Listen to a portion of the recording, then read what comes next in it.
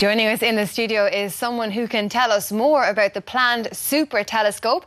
Professor Dieter Breitschwed, thank you so much for joining us here at Tomorrow Today. Now, as we've seen in the report, this telescope is, well, really big. Apart from being able to collect large amounts of light, in fact, I think it's 15 times more light than the last one made, what else is revolutionary about it?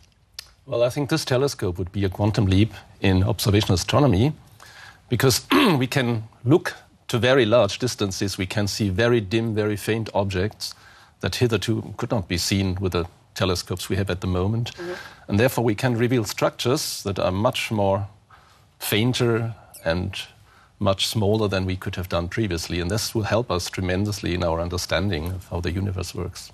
Is this the way this technology is moving? It's getting bigger and bigger. Does size really matter? Size matters in astronomy, I have to say, yes. Okay. Because there we can look much further than we could look before. We want to understand the beginnings of our universe, how everything came into being, the origin, how everything evolved. And for that we have to look very, very far back in time. And this means that we have to see very faint structures and very small structures. And that really can be done only with the big, big telescopes. Or if you do it from space, you can do it with somewhat smaller telescopes. But these are also more expensive, these missions.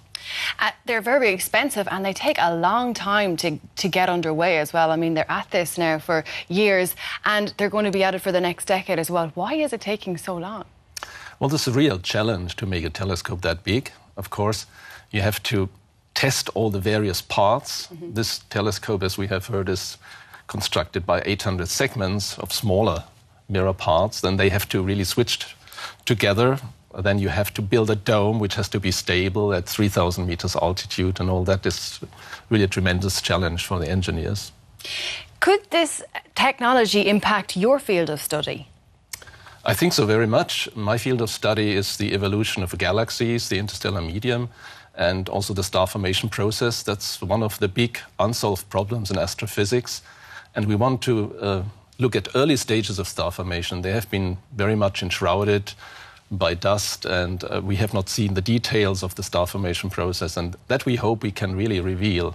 Also, this telescope works in the infrared, so there are many molecules in star formation regions that we hope to observe. So they're going to basically tell us more about our galaxies, more about stars. What about the big question, are we alone? They will also tell us a lot about extrasolar planets, so planets that are around other stars. Because one of the problems nowadays is to observe planets directly. We observe them indirectly by their gravitational interaction with a host star.